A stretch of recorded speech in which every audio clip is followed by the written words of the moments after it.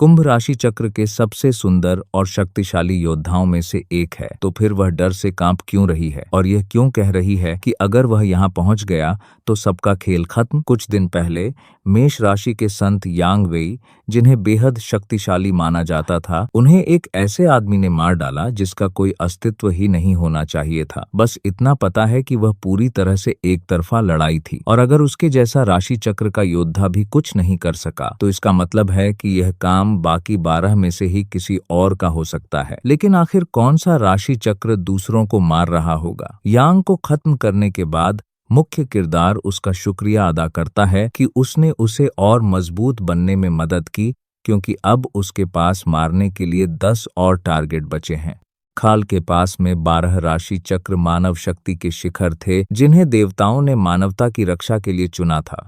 लेकिन उनमें से कोई भी उन राक्षसी जीवों को पूरी तरह खत्म नहीं करना चाहता था, क्योंकि ऐसा करने से वे अपने विशेषाधिकार और शोहरत खो देते।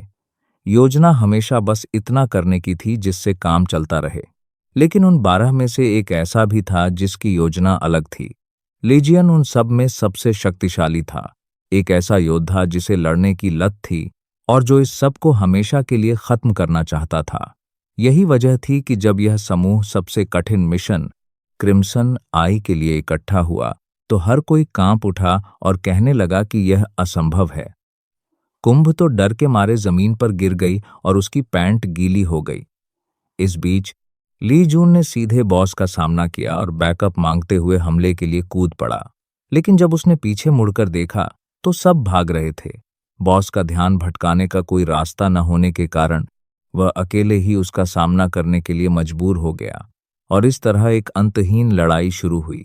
लीजियन को अंदाजा नहीं था कि वहां कितनी बेहिसाब तादाद में जीव मौजूद थे, और समय बीतता ही गया।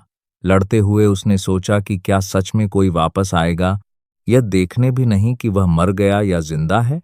कोई और रास्ता न होने पर वह आगे बढ़ता रहा।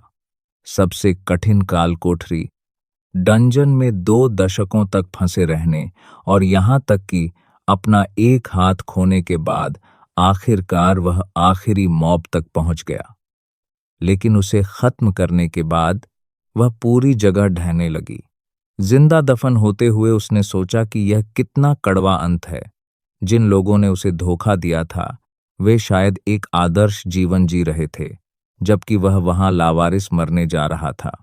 और इसी के साथ लीजियन का जीवन समाप्त हो जाता है।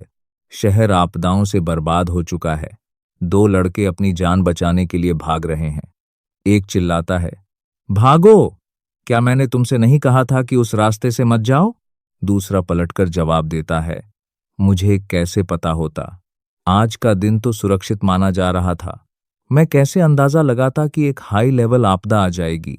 एक सींग वाला कुत्ते जैसा राक्षस और कई अन्य जीव उनके पीछे पड़े हैं। उनमें से एक लड़का रोने लगता है, हम तो गए। भविष्यवक्ता ने कहा था, आज मेरी मुलाकात एक अकल्पनीय राक्षस से होगी। मुझे उसकी बात मान लेनी चाहिए थी। तभी उन जीवों में से एक छलांग लगाता है और ठीक उनके बीच में आ गिरता है, जिससे वे दोनों अलग अलग दिशाओं में भागने पर मजबूर हो जाते हैं। एक लड़का रोते हुए जमीन पर गिर जाता है, जबकि दूसरा घिर जाता है और कहता है, धिक्कार है। अगर लेजियन डेविल्स टॉवर से जिंदा बच गया होता तो ऐसी कोई चीज हमारे लिए मुसीबत नहीं होती। वह डेविल्स टॉवर की ओर देखता है, वही टॉवर जिसमें लेजियन बहुत समय पहले 12 संतों के साथ गया था। तभी उसके दरवाजे खुलने लगते हैं और उनके सामने एक विशाल रोशनी दिखाई देती है। एक ही पल में वह रोशनी सब कुछ ढक लेती है और पूरे इलाके में धमाके के साथ फैल जाती है। दोनों लड़के खुद को उस धमाके से बचाते हैं। कुछ देर बाद टॉवर के फटने से हुआ नुकसान साफ दिखाई देने लगता है। अरे, अभी क्या हुआ? मुझे नहीं पता जिमी। उस ढहते हुए टॉवर से कोई इंसान बाहर आ रहा है। एक इंसान? वे अविश्वास से देखते रह जाते हैं। मलबे के बीच दूर धूल के गुबार में एक अकेला साया खड़ा है। उन कप्तानों की यह मजाल कि उन्होंने मेरी पीठ में छुरा घोंपा और मुझे जाल में फंसा दिया। तुम सब के सब मरोगे। मैं तुम में से एक एक को ढूंढ कर मारूंगा। मलबे के बीच दोनों लड़के आधे दबे हुए पड़े हैं और सोच रहे हैं कि क्या हुआ और वह व्यक्ति कौन है। तभी उन कुत्ते जैसे राक्षसों में से एक को हमारा मुख्य किरदार कुचल देता है। वह उसके सिर को लात से उड़ा देता है और लड़कों को यकीन नहीं होता कि वे ऑरेंज क्लास की आपदाएं थीं। ऐसी आपदाएं जिन्हें हराने में हाई रैंक के अवेकंड जागृत योद्धा भी संघर्ष करते हैं। उसके लिए वे कुछ भी नहीं हैं, राक्षसों से ज्यादा चींटियों की तरह हैं। लेजियन मुस्कुराते हुए बाकी बचे जीवों को दबोच लेता है और उनके ऊपर खड़ा हो जाता है जिन्हें वह पहले ही हरा चुका है। फिर वह एक तरफ देखता है और पलक झपकते ही गायब हो जाता है। अचानक वह ठीक उन लड़कों के सामने आ जाता है जिससे वे सदमे में सुन्न हो जाते हैं। वे लड़खड़ाते हुए पीछे हटते हैं और चिल्लाते हैं, रुको, रुको, तुम हम पर हमला क्यों कर रहे हो? प्लीज हमें जाने दो। लेजियन रुकता है। रुको, तुम लोग इंसान हो? अच्छा है, तो फिर अब रास्ता साफ है ना? दोनों चैन की सांस लेते हैं। कौन? हम बच गए। क्या तुमने उस आदमी को टॉवर से बाहर आते देखा? क्या ये पागलपन नहीं है? दूसरा अपना सिर हिलाता है। तुम क्या बकवास कर रहे हो? उस टॉवर से कोई भी जिंदा बाहर नहीं आ सकता। शायद कोई दुर्घटना हुई होगी और टॉवर ढहने पर वह यहां आ गिरा होगा। लेकिन जब वे यह बात कह ही रहे थे तभी उनके पीछे एक साया उभर आया। दोनों वहीं के वहीं जम गए। एक और राक्षस ठीक उन्हीं की तरफ घूर रहा था। हमारा मुख्य किरदार लेजियन पूरी तरह शांत रहकर उसकी तरफ मुड़ा। उनमें से एक लड़का घबराकर चिल्लाया, नामुमकिन, यह तो वुल्फ बॉस भेड़िया राक्षस है। जुंग, भागो। इस बीच लेजियन उस जानवर की तरफ ऐसे देख रहा था जैसे वह कुछ भी ना हो। तभी उस राक्षस ने अपने मुंह में एनर्जी इकट्ठा करना शुरू कर दिया। 1 सेकंड बाद उसने सीधे उनकी तरफ एक बहुत बड़ा जोरदार धमाका दागा। दोनों लड़के सिर्फ आंखें बंद करके खुद को संभाल ही सकते थे। उस हमले ने अपने रास्ते में आने वाली हर चीज को तबाह कर दिया। कुछ देर बाद जब धमाका आखिरकार रुका तो उन्होंने हैरान होकर चारों तरफ देखा। क्या इसने अभी हमारी रक्षा की? मुख्य किरदार ने बुदबुदाते हुए एक गाली दी, फिर आगे की तरफ छलांग लगाई और वुल्फ बॉस पर अपना हाथ दे मारा। तुम सिर्फ एक गंदे आवारा कुत्ते हो। उसने उसे नीचे दबाया और एक जोरदार मुक्का मारा। सिर्फ उस मुक्के के असर इम्पैक्ट से ही वुल्फ बॉस का कचरा हो गया। दोनों लड़के बस फटी आंखों से देखते रह गए। फिर हमारा मुख्य किरदार मुस्कुराते हुए जमीन पर उतरा और उनके आसपास का पूरा इलाका खंडहर बन चुका था। बॉस पहले ही पिट चुका था।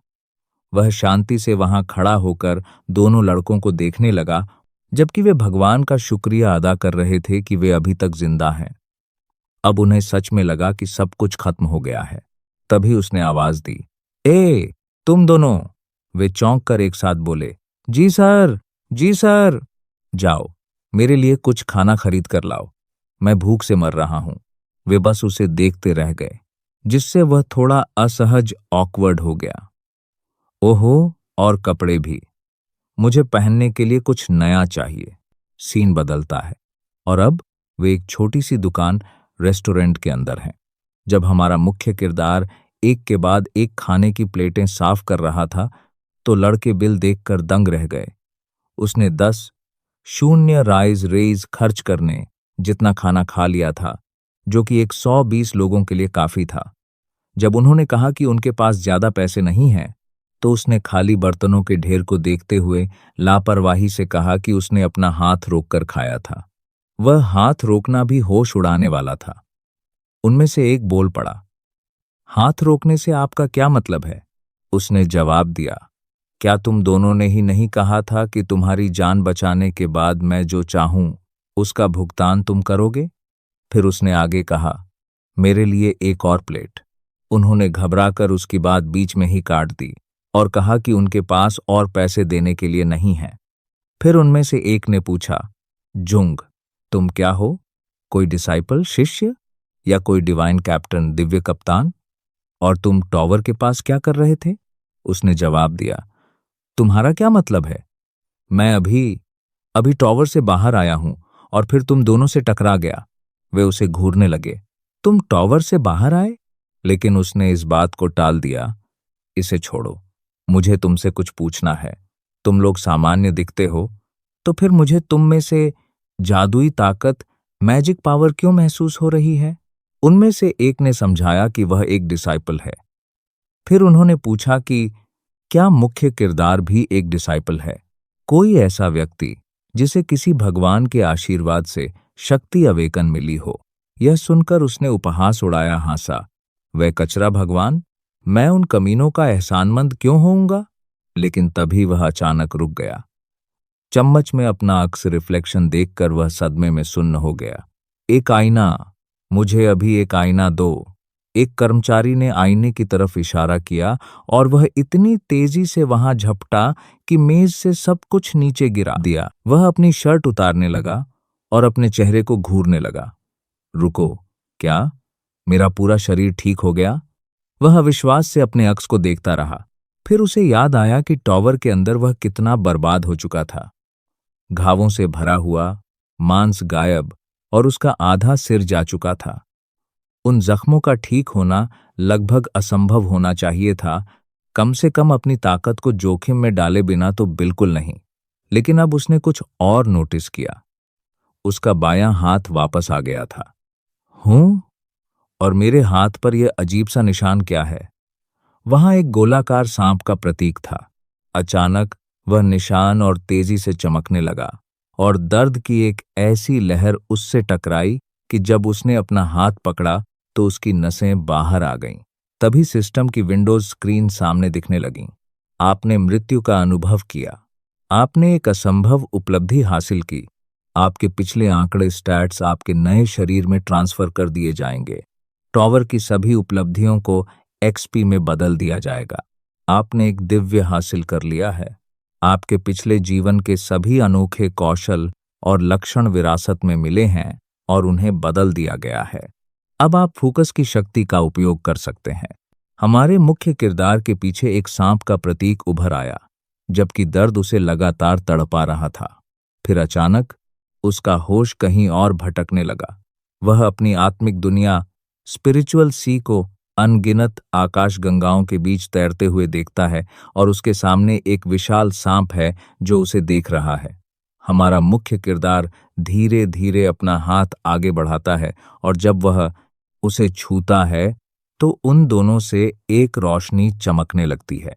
फिर अचानक वह वापस रेस्टोरेंट में आ जाता है और खुद से पूछता है, क्या अभी क्या हुआ? लड़कों में से एक भागकर पास आया।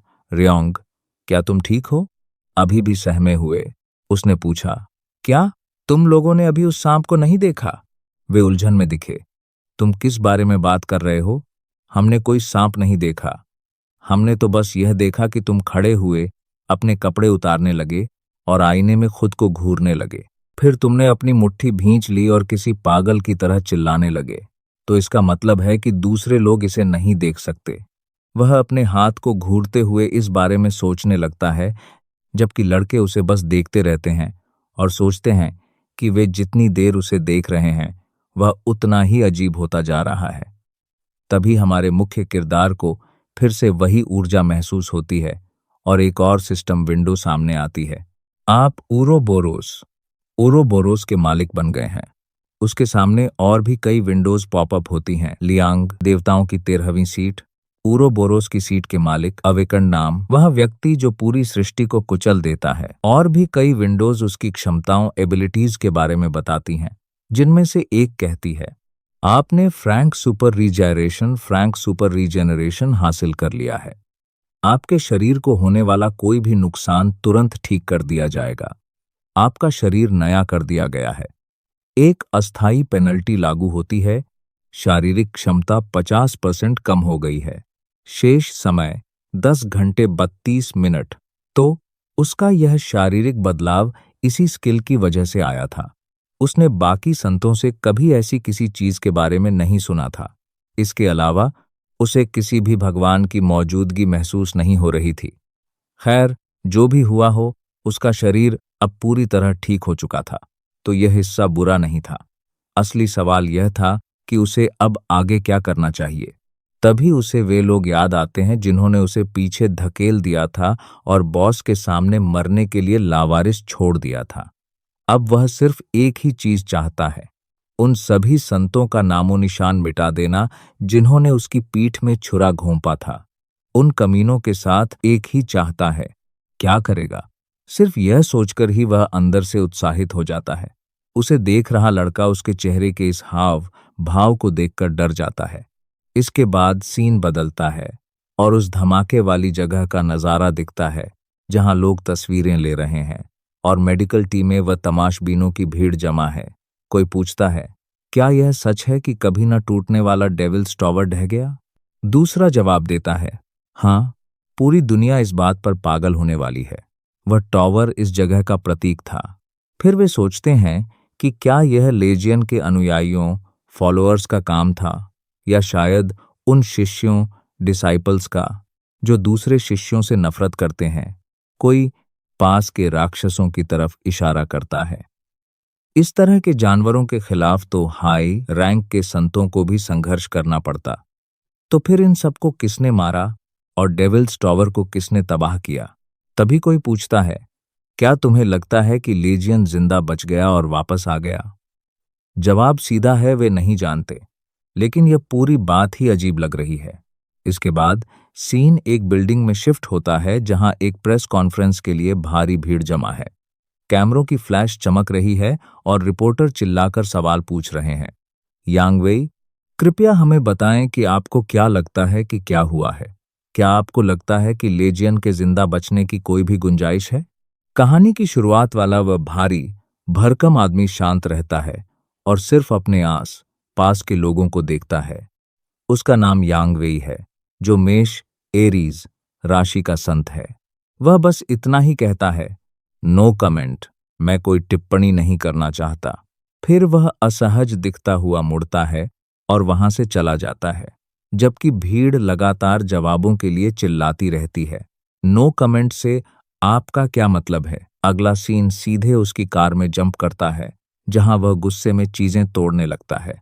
धिक्कार है, लेजियन, लेजियन, हर कोई उस कमीने के बारे में जानना चाहता है। आज अकेले में मैंने कितनी बार उसका नाम सुन लिया है। फिर वह सोचता है कि क्या लेजियन सचमुच जिंदा हो सकता है। वह अतीत के हमारे मुख्य किरदार के टूटे फूटे शरीर को याद करता है और खुद से पूछता है कि क्या वह उस टॉवर के अंदर 20 साल तक जिंदा रह सकता था? नहीं, यह असंभव होना चाहिए। वहां हजारों की तादाद में राक्षसी जीव रहे होंगे और उनमें से हर एक हाई रैंक का था। यह तो पहले ही एक चमत्कार था कि वे उसके बिना बाहर आ गए और यह झूठ फैला दिया कि उन्होंने स्कारलेट होरस को मार डाला है। तो वह भला ऐसी जगह पर कैसे जिंदा रह सकता था? उसका शरीर पहले से ही उसकी अपनी शक्तियों के बैकलेश, विपरीत प्रभाव से बुरी तरह क्षतिग्रस्त हो चुका था। और उन लोगों के विपरीत उसके पास कभी देवताओं का संरक्षण, प्रोटेक्शन भी नहीं था। लेकिन क्या होगा अगर वह सचमुच जिंदा वापस आ गया हो? वह इस बारे में सोचना बंद करने की कोशिश करता है, क्योंकि अगर लेजियन सच में वापस आ गया तो सब कुछ खत्म हो जाएगा। सीन वापस हमारे मुख्य किरदार पर कट होता है, जो एक फोन चेक कर रहा है। जैसा मैंने सोचा था, मैं पहले उस कमीने को कुचलने से शुरुआत करूंगा। फिर कहानी एक एयरपोर्ट पर पहुंचती है। जैसे ही एक प्लेन लैंड करता है, एक आदमी बाहर कदम रखता है और कोई उसका स्वागत करता है। आपका स्वागत है 12 राशियों में से एक, मिस्टर ह्यूगो ऑटर से मिलना हमारे लिए सम्मान की बात है। वह कहानी की शुरुआत वाला वही सुनहरे बालों वाला लड़का है जिसने मुख्य किरदार के साथ फ्राइड चिकन खाया था। वह यहाँ पूरी तरह स्टाइल में तैयार है और एक बार फिर हमें बताया जाता है कि वह धनु सजिटारियस राशि का संत ह्यूगो ऑटर है। आगे की कहानी जारी रखने के लिए आप पार्ट 2 के लिए कमेंट कर सकते हैं। अगर आपको यह कहानी पसंद आई हो तो वीडियो को लाइक, कमेंट और चैनल को सब्सक्राइब जरूर करें। धन्यवाद।